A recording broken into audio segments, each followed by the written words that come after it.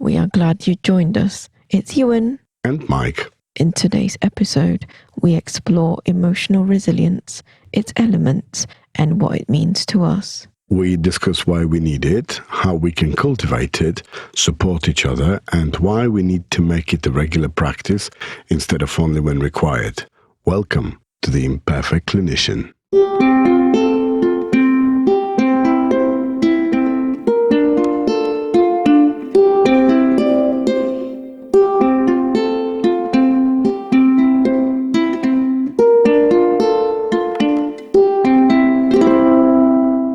Today, the Imperfect Clinician is going to discuss emotional resilience. So until now, we were talking about the whole journey, and we had a bit of a wrap-up where we wanted to collate everything in thinking what's in it for me. But in order to achieve that, we need something that's going to underpin it and something that's going to put us in a patient and consistent formula to maintain the focus on our cause, on our purpose. So why do we need emotional resilience? I think we've got a lot on our plate on a day-to-day basis, let alone extra things that we add on. So we have daily stresses, work, commitments, baggages. So when I talk about commitments, it might be parenting, it might be caring responsibilities, society's expectation, so what you feel you need to achieve or accomplish, culture, bigger things, unexpected things like the pandemic, the war in Ukraine at the moment, climate change, racism, gender bias. So we've got the small day-to-day things and the bigger societal issues as well. Okay, so according to McCarthy and Childer, the elements of emotional resilience are divided into three pillars. So there is a physical element. So we're talking here about strength, energy, vitality, and our good health. So when you talk about that, for me, it reminds me of self-care, perhaps how we eat. Yeah, exactly. Looking after ourselves, being fit and ready in a way, in a good physical state to come across our daily struggles. And I think sometimes a lot of people will say, I can't find the time, or I'm really struggling to fit, 5 minutes for my day because I am rushing in the morning, whether I'm dropping the kids off, and then I rush to work. When I come home, I have to sort the kids out. And then when I finish the day, I'm just too tired to do anything else. So I comfort eat, or I numb, or I comfort drink, and then I go to bed. There is no time for myself. What are your thoughts around that?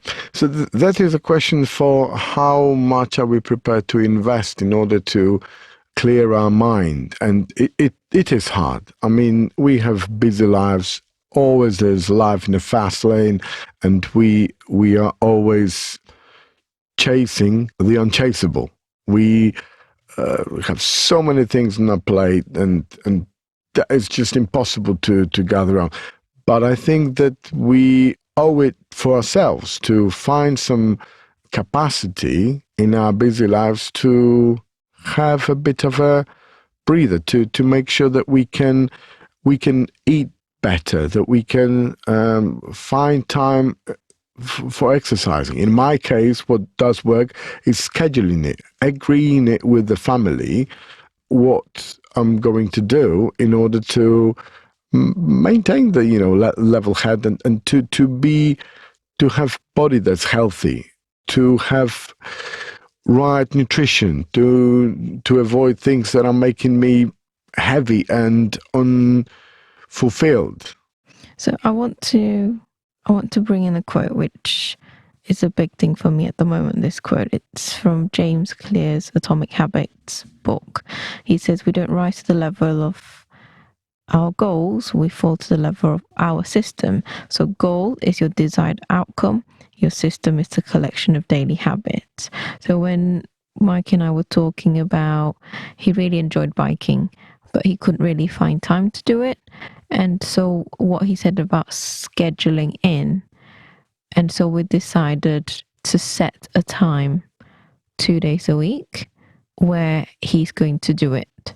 Yeah, that's the base minimum. And this is something that allowed me to completely transform the amount of time I spend riding. Because in the past, it was, oh, it's not a good time now. It's not a good time, I'll do tomorrow. And then, I don't know, the weather doesn't work out. Now it's regardless of whatever is happening in the world, unless there's something really unusual that I haven't got my bike with me, for example, yeah.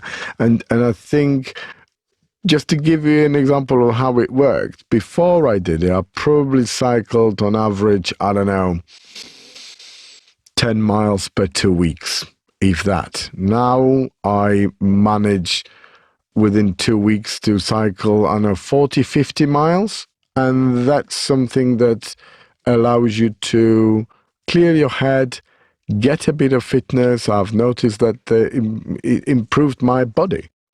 10 miles, about 16 kilometers for those people who don't have a different metric of measurement. Distance. And I think I wanted to explore a little bit more. What stopped you from asking for the time? Well, if it's scheduled, it's there. Yeah, what stopped you from asking for the time before it was scheduled? It's like trying to take off the focus of of myself and trying to say, well, actually, I don't want to cause the trouble to the family by burdening everybody with the fact that I have to go off to burden you with the kids, burden you with whatever needs doing at a time. And then I say, oh, I'll do it another time. I'll catch up later. So do you think there are some elements of not prioritizing yourself? Yeah, well, yeah, because if you feel responsible for others, you put those people ahead of yourself. But this is, this is false thinking, because if you can't look after yourself, how are you going to do for the others? Yeah, you're going to commit more time to them, but the quality of it is going to be ineffective.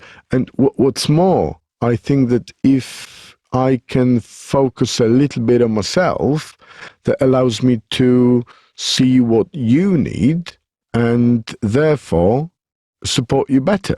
Because, if I'm putting everything in it and then all of a sudden you, for example, don't, it feels like there is an imbalance. And I feel that when I abuse your generosity, that you say, right, you go, don't worry, about biking or whatever, or even if you don't say anything and I sort of just go for it without having it planned, is just using your time. And I feel a bit guilty. So do you think not being able to prioritize yourself, is it related to self-worth? Because how you see yourself in terms of... I think it comes from the shame that you sort of don't look after at this particular time others, and you sort of shame and say, oh, shame on you. You should be looking after others rather than looking after yourself. And being conscious of it and discussing it with you allowed me to step back and say, well, actually, if I can make this time, because we can't stretch time. This is the only thing that there is complete scarcity of that resource, yeah? We have only so much time. There's so much of the waking time. There's so much time that we don't work, that we have to really plan it very carefully. And now I want to consciously use this time to make sure that not only everybody around me, but also I'm happy and do something for myself. It allows me to understand better needs of the others. Because if I'm, fully committed, I do everything to 100% for everybody else. And nothing for yourself. How do I know what others need? If everything is done for them, by me, by others around them. People need to find time to look, well, I need to find time where it's going to benefit just me, just to do it for myself. We were talking about, staring at the ceiling. That's part of it. So I think the biggest thing that I hope people would reflect on, because this is something that I had to learn and be able to draw boundaries for myself, and I was able to identify that and work as a unit with you to help you address those fears and those barriers in place and set up a new system of sort, a collection of weekly habits in this case. And to tell you that if you go, it doesn't reflect badly on you as, I don't know, a parent or a partner or whichever it is. And I wanted to ask, because I think this is really important that people sometimes don't see, because we think about, what if I go? How will it affect the people in the family or the people that I was supposed to be spending time with? How do you feel now doing it since February? How do you feel now that you're able to cycle regularly? Well, first of all, I think it's quite important to make sure that everybody involved has similar approach to it, because if there's an imbalance, there's going to be either finding excuses or finding blame on others or ourselves. I need you to be a bit more specific about that. What did you mean about imbalance? Imbalance meaning so give me an example based on this cycling situation. Okay, so if, because you are doing your yoga and meditation in the morning, that's the time that's yours. If I don't do anything for myself, it feels like, oh, she finds time, but she doesn't think I should have time for myself. Okay, even though you didn't ask for it. Yeah, exactly. Yeah. So you feel like everybody else has to figure out what you want. No, this is about what you mentioned about setting the boundaries, that it's important to reflect on it in ourselves, to stop looking for happiness in others and trying to find it in ourselves. If it's only yourself that's responsible to ask for what you need. Exactly. And this is the thing. If you are doing things for yourself, for your body and mind, let's call it a self-care package, whatever you want to do, whether it's reading and all that. So I can see, for example, let's say you're reading all afternoons and I'm running around the kids and I'm, I don't know, cooking or whatever. After some time, you're going to start to think, well, actually, hang on. I haven't got any time for myself. But is this because you can't see it? That I'm, not doing anything for myself. So I think it's important to find this balance that we both understand what we need. Yes, and ask for it, because nobody can read your mind. Exactly, but I think we still have to, even though we ask for it ourselves, I still think it's important to reach out to others to say, is it enough? Is it sufficient? Do you feel happy with it? Just to have a little bit of check-in, confirmation and a check-in on how we feel about it. Yeah, absolutely agree. Okay, so we talk about the first physical element. Going back to 3 pillars. Okay, yes. So let's, because we're gonna venture off, we're going to say, so the 3 pillars were physical elements, psychological elements, and social elements. Okay, so now let's focus on psychological elements, which are adjustability, attention and focus, self-esteem, self-confidence as well, emotional awareness and regulation, self-expression, and thinking and reasoning abilities. So I think probably I would like to break it down to parts that make sense for me, sort of like a start to finish in that psychological element. So I would start with emotional awareness and regulation, because that for me, it means being mindful about how I'm feeling and identifying emotions. So mindfulness doesn't have to be closing your eyes, sitting cross-legged. It can be walking. It can be just like what Mike said earlier on, staring into the ceiling. And I like Oprah's quote. She said, the best thing you can give yourself is time. Not too far off from what we talk about self-care. It's to actually give yourself some, even if it's 10 seconds after something has happened, to give yourself a bit of a pause to think, what am I actually feeling? And being able to then identify the emotions. So then that goes into the self-expression and thinking abilities, because I think you need language to identify emotion. So one of the quote from Rumi, she said, heart is the sea and language is the shore. Whatever sea includes will hit the shore. And so for us to be able to use the right language, it will help not just our body, but people around us to help support us appropriately. Would you agree? Yeah, I think that whereas when we were talking about physical elements, that's talking about the body.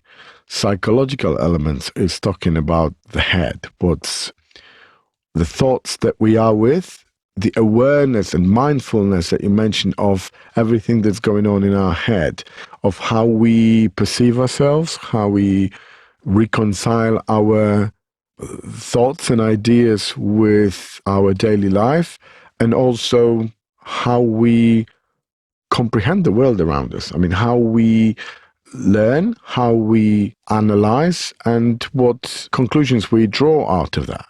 So I think I want to utilize the language part and use one of the learnings that I've gained recently, the difference between stressed and overwhelmed. So I use those terms interchangeably, but then realized they're actually quite different. Do you use them interchangeably prior to knowing this? As a shortcut, you often do. And without setting the definition, it's hard to differentiate sometimes certain expressions. And I think this is one of them. These Yes. two are, two of those. So stress is defined as feeling out of control, overload, and unpredictable. And overwhelmed, from Merriam-Webster's dictionary, it means to be completely overwhelmed or overpowered by thoughts or feelings. So I just want to think of a situation where, or two situations where it's one is stress and one is overwhelmed, and to be able to use the word properly or accurately really helps me to identify how I'm feeling, and also allow me to seek for support that is appropriate for however that I'm feeling. So if I feel stressed out, maybe it's at work, I would ring Mike and say, really stressed out at work, I might need to work extra time, I need to do X, Y, and Z, pick up the kids, start dinner, whatever it is. Whereas if I'm overwhelmed, I'll come home and I'll go, I've got a migraine. I just need paracetamol and I'm straight to bed. Or maybe I just come home not being able to speak and then just go and lie down straight away. Or I just go, migraine, and I just go straight to sleep. So there is no handover of such, because with stressed, I'm able to tell you what I need from you, how I'm feeling now. When I'm overwhelmed, I just can't. I think from a child perspective, sometimes one child will come in and just burst out crying, not being able to even put it in words. And I think adults, we have moments like that too, whether we need just a breather and we're not even capable of passing on the message, what do I need from you? Just migraine, and then that's it. I'm down and I'm out. It doesn't have to be migraine. Sometimes just me feeling completely overwhelmed, and I'll say to I just need a minute outside in the garden, or I'm out for a walk, and then that's it. And then he has to pick up the rest in terms of like the children and things. And it's both ways.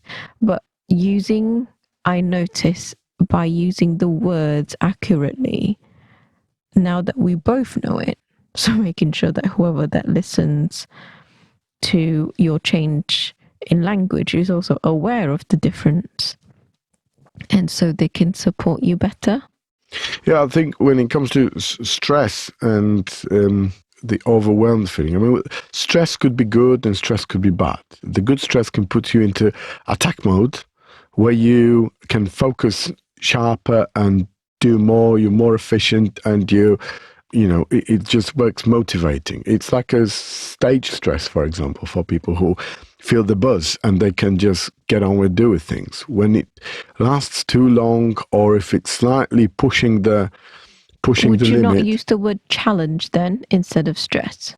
No, because I would personally use challenge to a certain event or something. Stress is just general. It could be something not really defined. It could be stress like a camera stress, okay, or stress before we start recording. Mm-hmm. That stress, I wouldn't say it's a challenge. I mean, the whole podcasting thing for us could be a challenge, but you feel a bit stressed, you feel a bit tingly, and it's excitement. It's something that is not really stopping you, it's not blocking you. Yes, Whereas what when psychologists refer as eustress. it, EU.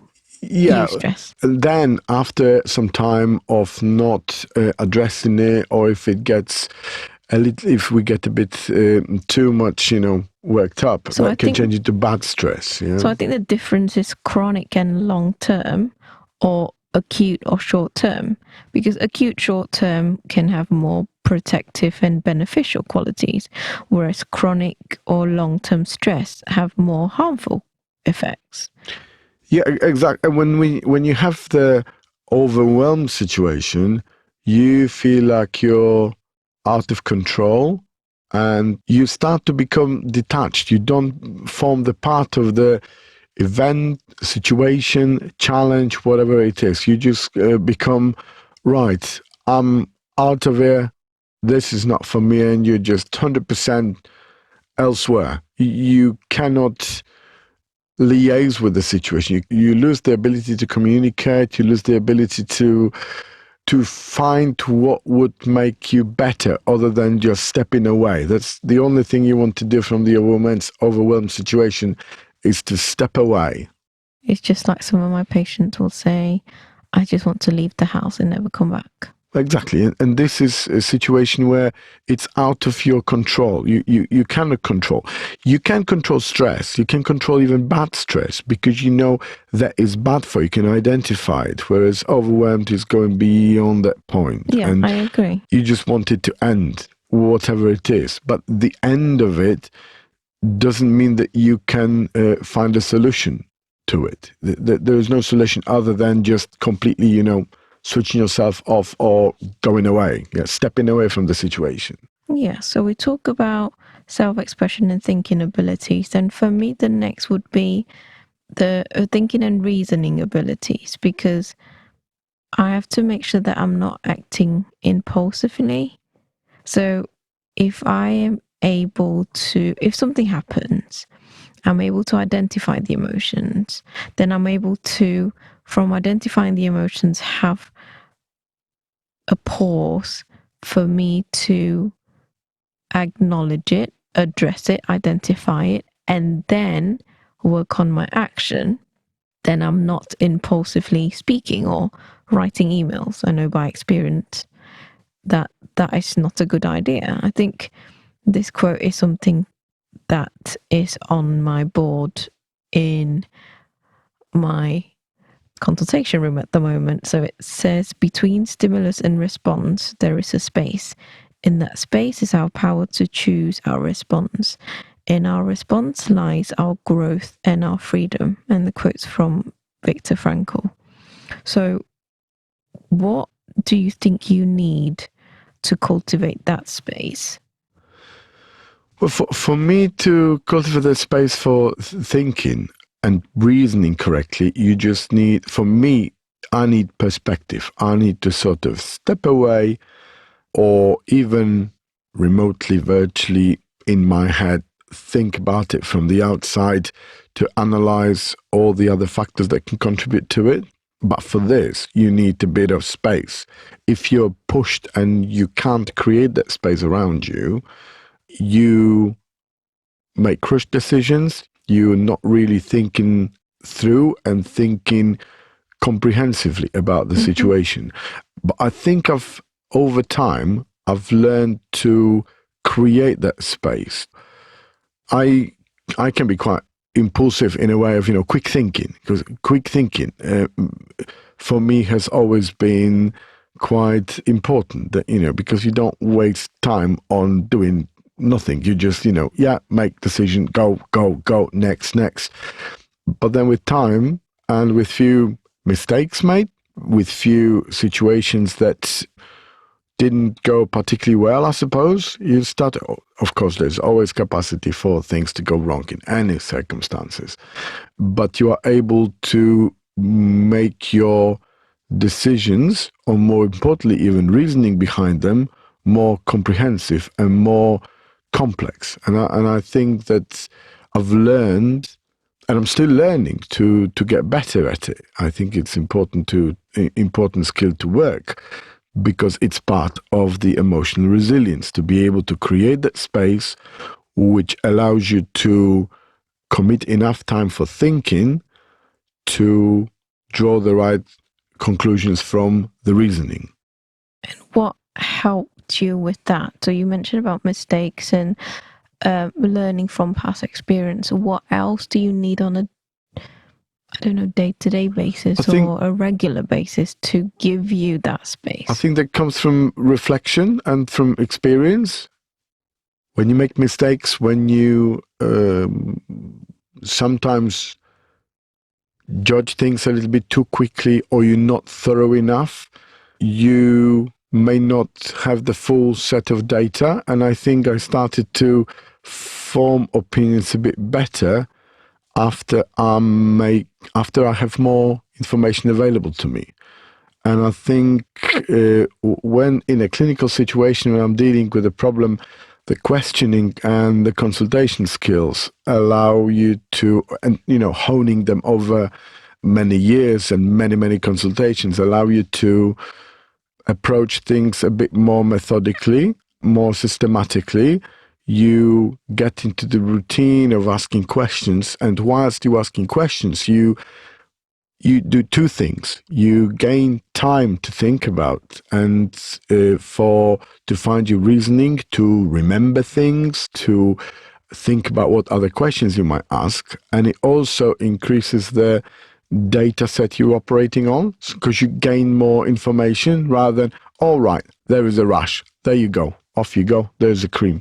That's not sufficient. You need to find more. What you're saying is being curious. Yeah, it's being curious, and it's being more reflective. Curiosity is where you find out more, and reflection is where you are analyzing what you know and comparing those two. Comparing the curiosity with your reflection, or with your knowledge, whatever you know, or where to find the answer to it. And I have first-hand experience with this very, very recently. So I was not able to attend a meeting that was very important to me. It was about anti-racism and about belonging. And instead of the usual, don't worry about it, la di la di la, you said instead, how do you feel about it? And I wanted to ask, why did you change your response? Well, as we learn more, even through, doing this podcast and just talking about things, growing as people, we realize that acknowledging the feelings becomes more important than consolation. If you just say, oh, don't worry about it, it's going to be fine, there'll be more meetings, that's just shutting down your feelings about it, your initial response. We always respond with feelings. I think whatever the situation is, first of all, is the feelings that start our response. Brain kicks in much later. And I think it's important to make sure that we acknowledge this sequence of events. That first comes the feelings, and the bigger the decision, the bigger the, not damage, but also impact of the situation, the greater the feelings. And you need more time to work on them. And if you realize that this is your first step, then everything else after that is just going down the hill. It's just enjoying the ride in that terms. Because, first you acknowledge, yes, how do you feel it? Okay, that's how you feel. And now what you can do about it. And you come to the conclusion, right, there'll be more meetings, there'll be other things that might keep you occupied and you can, learn from. And so these are the actions. Actions come after feelings. I Not agree. first action, forget about it, don't worry about it, they'll be fine. Because you're just shutting down the first response we have, which is always feelings. And also for me as a listener, when I hear somebody say that, whether it's an adult conversation or people at work or friends or children, it doesn't feel that you are acknowledging and accepting the feelings. I think in this situation, it really helped me. It sort of gave me space to reflect on my emotions and pause. I think pause is the biggest button that we forget to press. We always want to fast forward, or rewind, and go back to somewhere that we really enjoy. But actually pausing and say, what or how does it actually make me feel? Why is it making me feel this way? And actually, are they more wise to that question or just a superficial one? And then work on that. So I just want to say thank you. It's been really helpful. When you say pause, for me, pause equals perspective. It's just allows the space for reflection on, right, this is the time to think. That's the space you're creating for yourself. Yes. Yeah?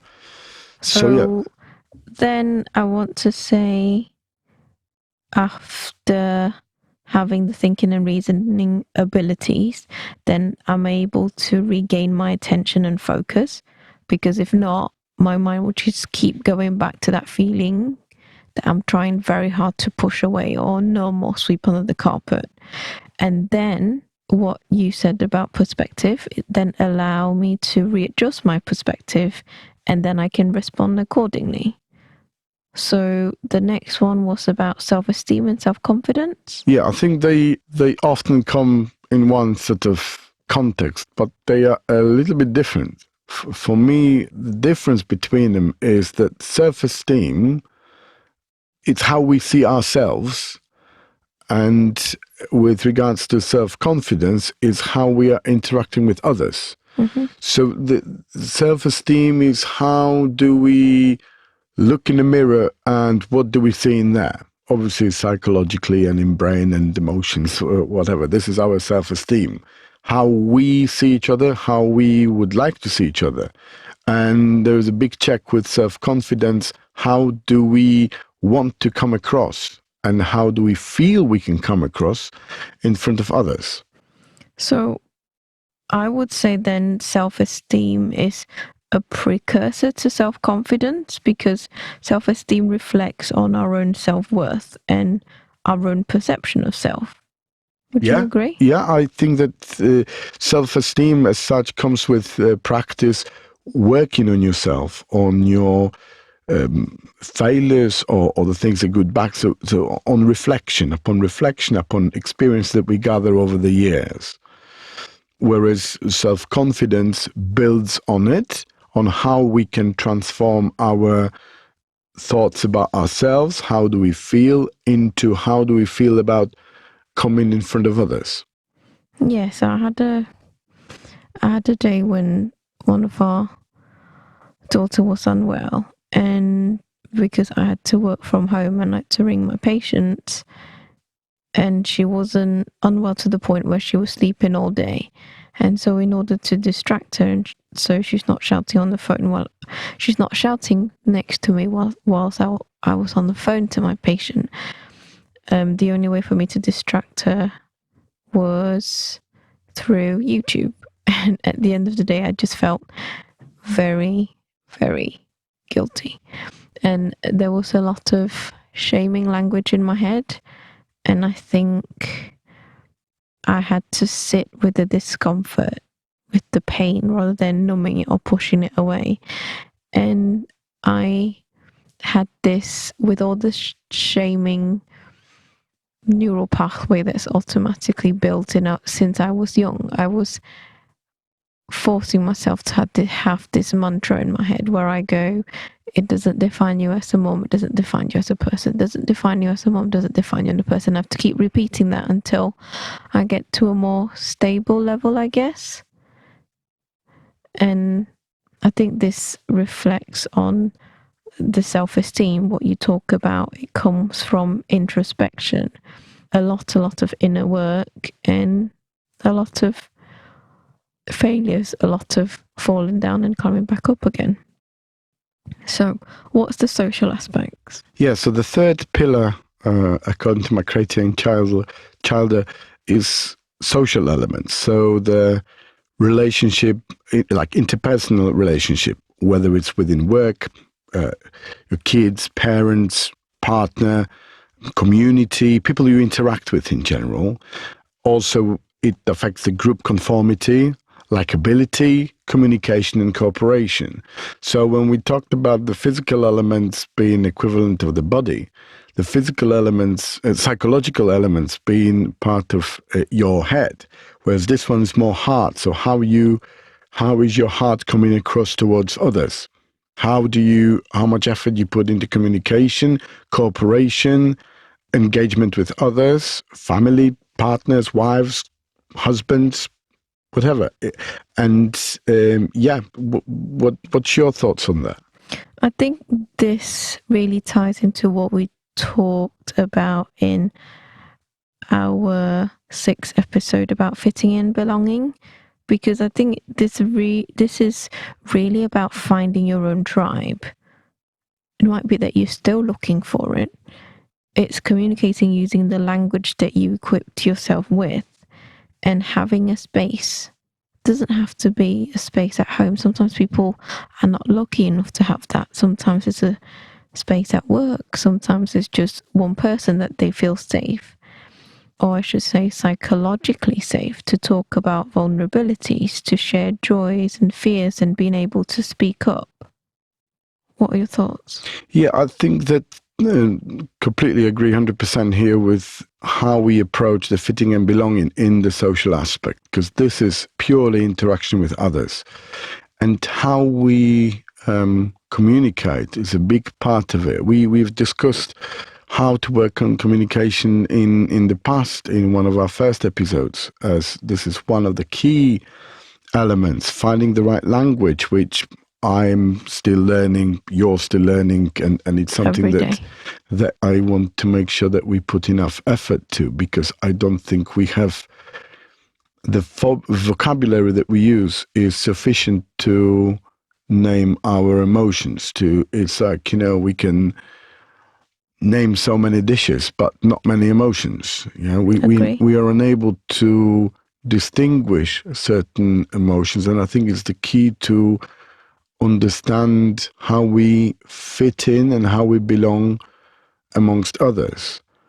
I think that when we're talking about like joys and fears, can we really identify them? Or is it something that comes with a great difficulty?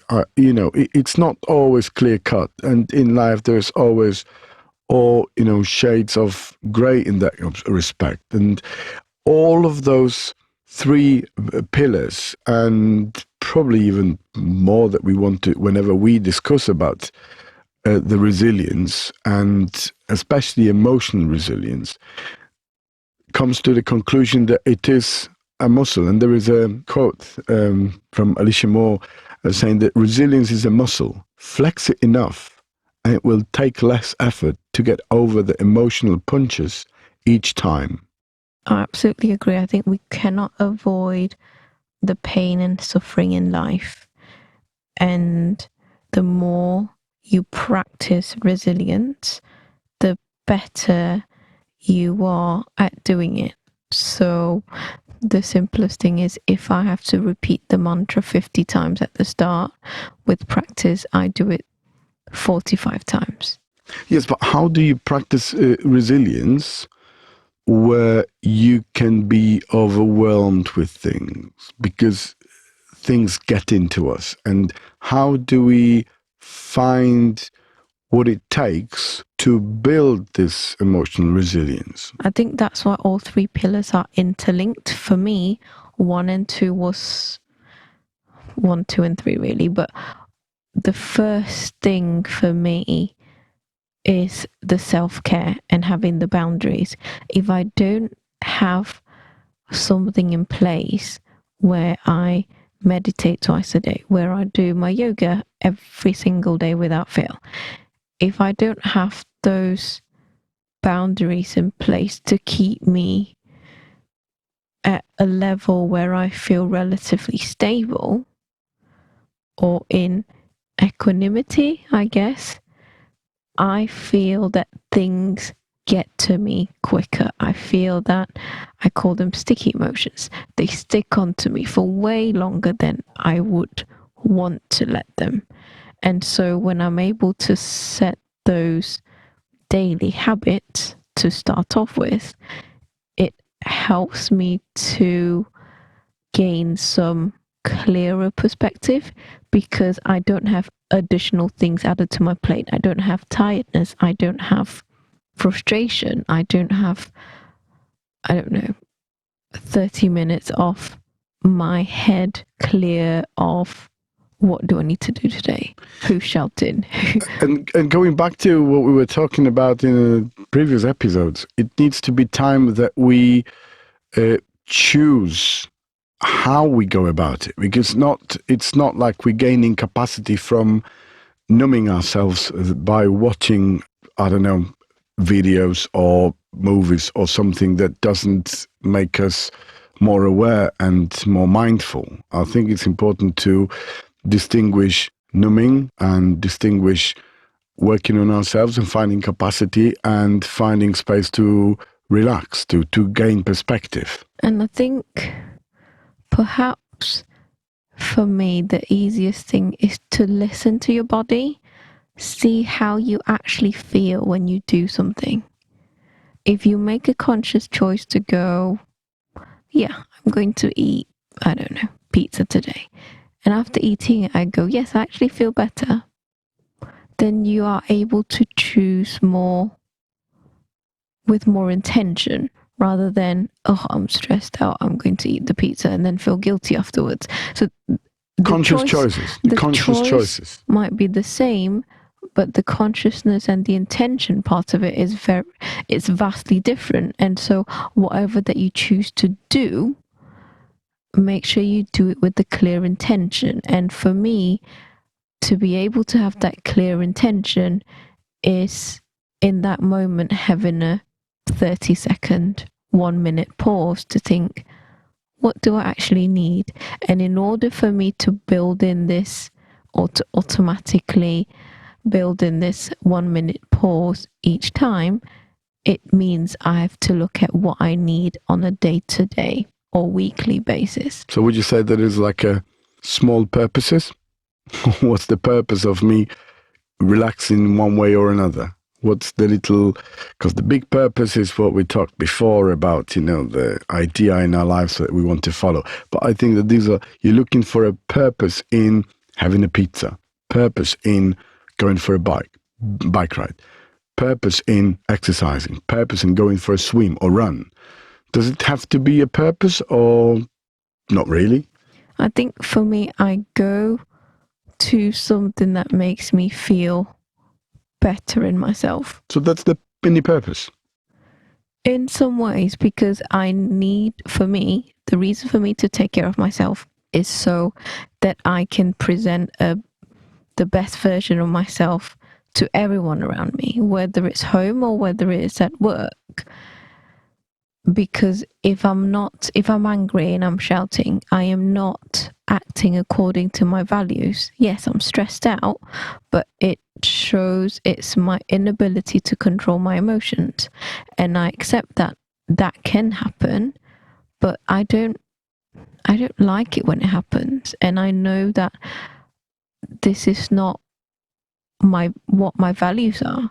And so what can I do to make sure that, first of all, when I say something, it's coming from a clear head, it's coming from true intention, and I don't say that and I go, oh crap, I shouldn't have said that. I think it's having a lot of trial and error with all of these, and I got to somewhere, hopefully, with a lot of practice, somewhere where I feel stable some of the time. I wouldn't say most of the time because that's still ongoing practice. Okay, so thank you for saying all the important things today. And now, how do you incorporate your working on your emotional resilience into daily habits? That's where I talked about the yoga meditation.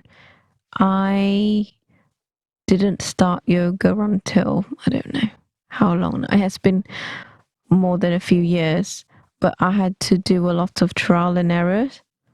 I tried lots of kickboxing, weights, cardio training, HIIT training. I think it's finding something that you really enjoy, finding something that you can be creative, finding something that you can just be. And that is important. Good, amazing. I think that to incorporate emotional resilience is to make small steps in finding space to how we first of all recognize and then address our emotions. And through this, we can come across any challenges that are thrown at us. And like Alicia Moore says, we can get over those emotional punches. We get better and better each time. I hope this has been interesting for all of you who are listening, allows you to relate to it. You can reflect on where you are now and you can rise. Thank you all for listening. Thank you. It's been Yuen and Mike, and you have been listening to the Imperfect Clinician podcast. You can follow the Imperfect Clinician on Instagram, Twitter, and Facebook.